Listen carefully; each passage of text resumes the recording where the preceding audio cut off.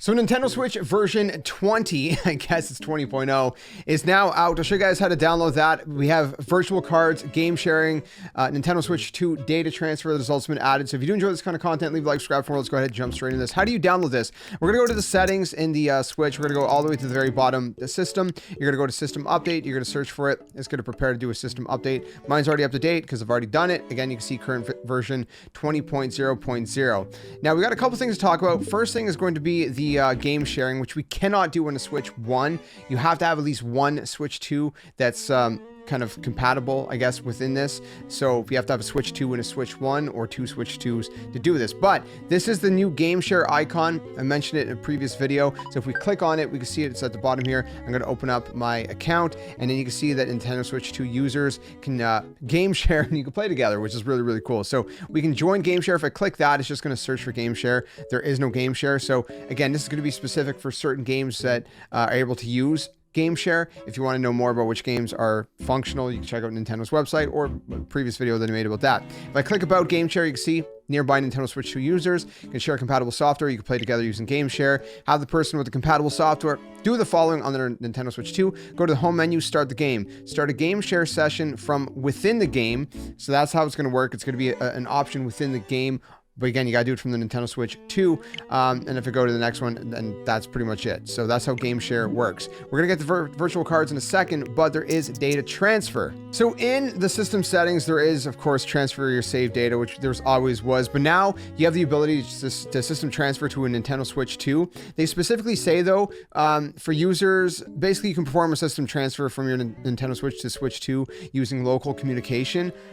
You can also use an internet connection and kind of do it to the cloud, but if you want to continue to use your Nintendo Switch until you have a Nintendo Switch 2, then they say we recommend completing the system transfer using local communication after you've acquired the Switch 2 system, rather than doing the kind of the upload to the servers right now or anything. So that's kind of how that would work, but we don't really need to go over that right now. We'll probably go over that more in detail when I actually have a Switch 2 in my hands, so stay tuned for more of that. Okay, last thing I want to talk about is, of course, virtual game cards. If you don't know about virtual game cards, well, there's a new icon on the taskbar. This is what it looks like. If we click it, you're going to see it's going to open up a menu. If I click, of course, my profile. Now, it's actually not going to show you guys the menus because I already went through it. So let me go to my screenshots just so I can show you guys what it'll prompt you with when you first boot it up. So when you first boot it up, this is kind of what it's going to show you. It's going to say you can see your virtual game cards on the screen. Purchase downloadable games will appear. So this is specifically for downloadable digital games. Select virtual game cards to load on this system. Once loaded, the game's icon will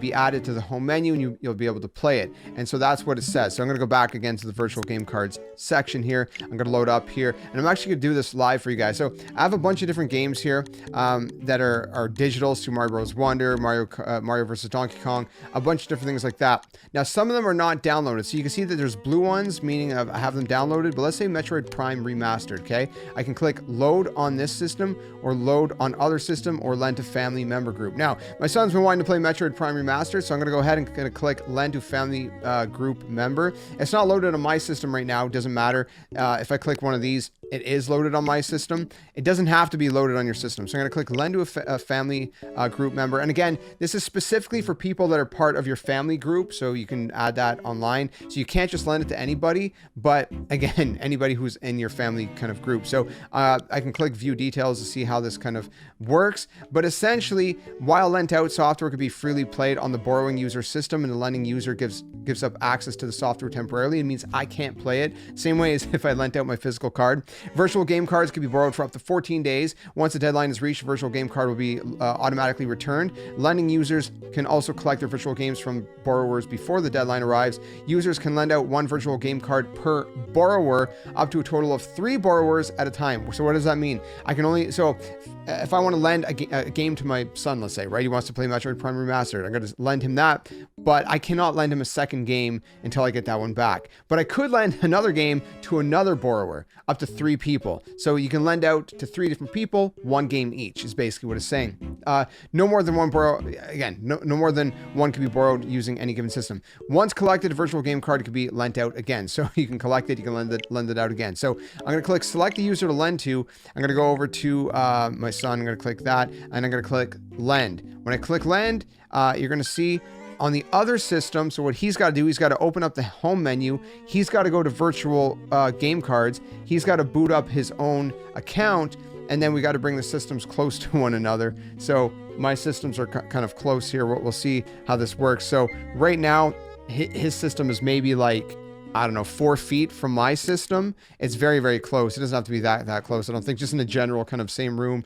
And you can see right now it's loading. It's going out to his system right now. And we'll see how long this takes. I don't want to cut anything because I want to show you guys how this works. You lent this virtual game card out. Perfect. Now on his, I can collect it from him if I want to. On his, so it tells me, by the way, when it's lent until. So he has until May 13th at 8:59 p.m. And on his console, so I'm not capturing his console, but basically it's just the game popped up on the home screen for him to download to the console.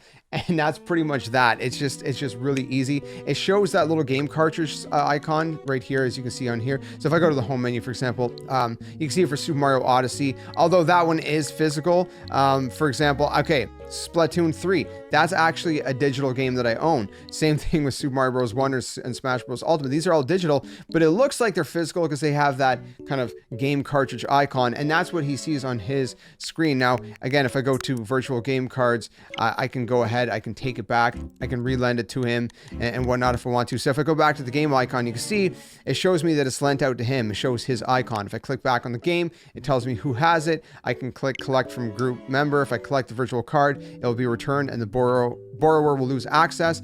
That's just how it's going to work. I'm just going to collect it back. For the sake of this video, I am going to click collect back. So I'm collecting the virtual game card. I want to show you guys the entirety of this. So virtual game card has been collected. Do I want to load it on my system? I can load, I can don't load. It's up to me. I'm going to click don't load, and that's it. Now I have it back. He doesn't have it. So on his console, it still shows Metroid Prime Remastered on the home menu, but it shows as if the card has been taken out, as if you know that little, like exactly what you see right there where it says not loaded. So it shows as if the card is missing. So that's pretty much how virtual game lending out kind of works. That's kind of the main purpose of this video. Again, there is the GameShare as well, which is more like download play from the DS, 3DS kind of DS era. So we'll talk about more of GameShare in detail and game transfer when we have a Switch 2 console in our hands. But for now, which is really useful, is the virtual game card. So let me know what you thought. If you have any questions, leave them down in the comments below. Leave a like if you enjoyed this one. Subscribe for more Nintendo content. And until the next one, game on. I'll see you guys soon.